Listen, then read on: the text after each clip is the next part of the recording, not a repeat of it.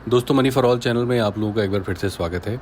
इस वीडियो में हम बात करेंगे कि क्या स्टॉक मार्केट में फुल टाइम रहकर ही पैसा कमाया जा सकता है। क्या जो इन्वेस्टर है, ज़्यादातर लोग होते हैं जो जॉब भी कर रहे होते हैं, बिजनेसेस भी कर रहे होते हैं और साथ साथ स्टॉक मार्केट में भी ट्रेडिंग या फिर बाय सेल कर रहे होते हैं।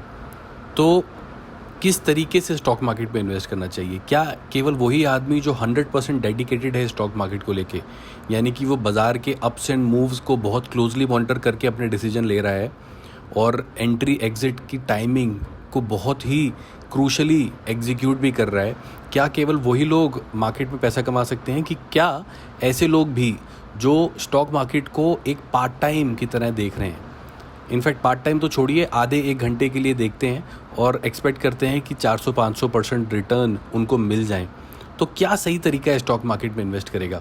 हम इस वीडियो में बात करने जा रहे हैं कि क्या स्टॉक मार्केट एक फुल टाइम इन्वेस्ट करने वाले को ही रिटर्न देता है कि नहीं।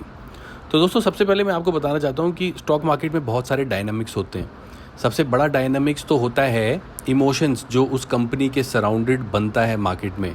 उस इमोशन को कौन कौन ड्राइव करता है? उसके क्वार्टरली रिजल्ट्स, उससे जुड़ी क्रेडिट रेटिंग की जो रेटिंग्स होती हैं, वो अपनी पेमेंट्स जो हैं, डेट्स की पेमेंट टाइम पे कर रहा है कि नहीं, और क्या उसकी कॉर्पोरेट गवर्नेंस में कोई चेंजेस तो नहीं आए कंपनी की, क्या जो उसके बोर्ड में कोई चेंजेस तो नहीं आए, क्या उसके जो बिज़नेस कर रही है कंपनी, उसके बिज़नेस एटमॉस्फेयर में कोई फंडामेंटल चेंजेस तो नहीं आए, क्या उन्होंने कोई नया प्रोडक्ट लॉन्च किया है, जो पहले प्रोडक्ट लॉन्च किए थे उसमें किस तरीके के रिज़ल्ट मिले हैं कंपनी को, कंपनी का डेट कितना है, कंपनी के पास कितना कैश है, कितने मार्जिन पे काम करती है कंपनी।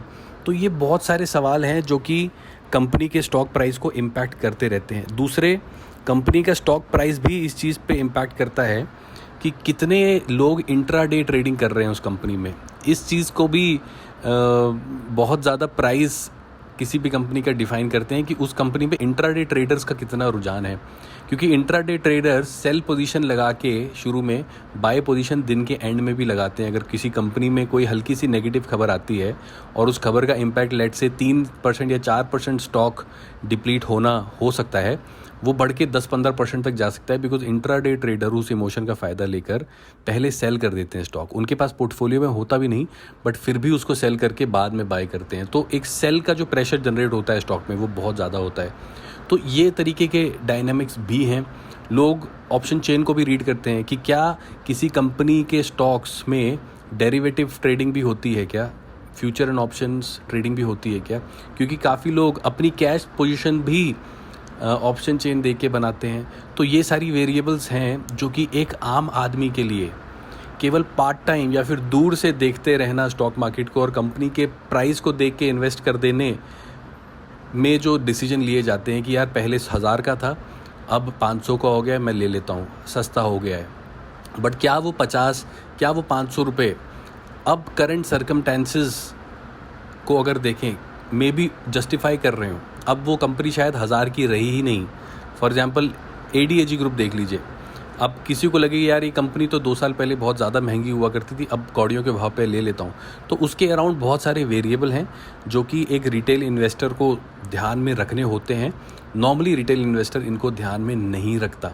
तो सबसे बड़े सवाल का जवाब कि क्या स्टॉक मार्केट ये एक पार्ट टाइम करियर है? दोस्तों, बिल्कुल भी नहीं। मैं इस वीडियो के थ्रू आपको बताना चाहता हूँ, स्टॉक मार्केट बिल्कुल भी एक पार्ट टाइम करियर नहीं है।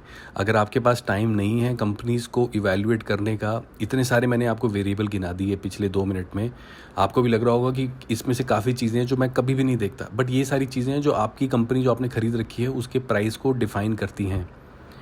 तो अगर आपके पास टाइम नहीं है, अगर आप एक फुली फंक्शनल बिजनेस में इन्वॉल्व हैं, अगर आप एक फुली फंक्शनल जॉब में इन्वॉल्व हैं और फिर भी स्टॉक मार्केट आपको अट्रैक्ट कर रहा है, तो आप म्यूचुअल फंड्स के थ्रू पैसा लगा दें। बिकॉज म्यूचुअल फंड्स में क्या होगा कि आपका जो पैसा है उसको एक full time employee, full time financial adviser उसको मॉनिटर कर रहा होगा। इनकी खुद की एक फाइनेंशियल टीम होती है जो फुल टाइम इस चीज़ को देखती है, उनका करियर है ये।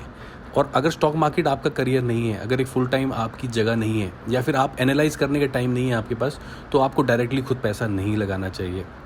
तो म्यूचुअल फंड बनाए आपके लिए। बट अगर आप खुद डिसीजन ले सकते हैं। अगर आप 8 घंटे 10 घंटे नहीं दे सकते मार्केट को, एटलीस्ट 1 से 2 घंटे ज़रूर दें। 1 से 2 घंटे ज़रूर दें किसी भी कंपनी को इवैल्यूएट करने में। और आपकी जो नॉलेज बिल्डिंग है वो ओवरनाइट नहीं होगी दोस्तों, उसमें साल 2 साल ज़रूर लगेंगे। उन साल 2 साल में अपनी इन्वेस्टमेंट से रिलेटेड डिसीजंस को आप म्यूचुअल फंड्स पे रहने दें, but at the same time बहुत ही छोटे एक्सपेरिमेंटल अमाउंट के साथ इन्वेस्ट करते रहें। Experimental amount could be as low as 100 rupees, उसके साथ आप करें ताकि उसके जाने का आपको दुख भी ना हो। एक शेयर खरीद लें, उसको बेचें, एक शेयर खरीद के 1 साल तक ऐसा ही करते रहें। और जो लमसम इन्वेस्टमेंट है उसको म्यूचुअल फंड के थ्रू आप करते रहें। 1-1.5 साल में जब आपको कॉन्फिडेंस आए और आपको पता लगने लगे कि कंपनी के वेरिएबल्स क्या होते हैं, किस किस वेरिएबल्स के कारण स्टॉक प्राइस मूव होता है, और ये भी डिपेंड करता है कि क्या आप लॉन्ग टर्म इन्वेस्टर हैं कि शॉर्ट टर्म इन्वेस्टर हैं। क्योंकि अगर आप लॉन्ग टर्म इन्वेस्टर हैं, कुछ वेरिएबल आपको इग्नोर करने होते हैं, और अगर आप एक शॉर्ट टर्म इन्वेस्टर हैं तो बहुत सारे वेरिएबल होते हैं जो आपको देखने पड़ते हैं। चार्ट की मूवमेंट्स भी आपको समझनी पड़ती हैं, चार्ट के जो कैंडल्स बनते हैं उनके पैटर्न समझने पड़ते हैं। तो मैं आपको कंक्लूजन अगर वीडियो को देना हो तो it's a full time career, it's a full time job. If not a full time job, एक 2-2.5-3 साल पुराने मार्केट के इन्वेस्टर के लिए may be it's not a 8 hour job, but at least 2 से 3 घंटे की जॉब है ये। उसको स्क्रीन पे टाइम इन्वेस्ट करना होता है अगर प्रॉफिट कमाना है। और अगर आपको टाइम भी इन्वेस्ट नहीं करना और पैसा लगाना है डायरेक्टली, तो आपका पैसा डूब जाएगा दोस्तों। आपको नहीं पता होगा कि किस टाइम पे एग्जिट लेना है।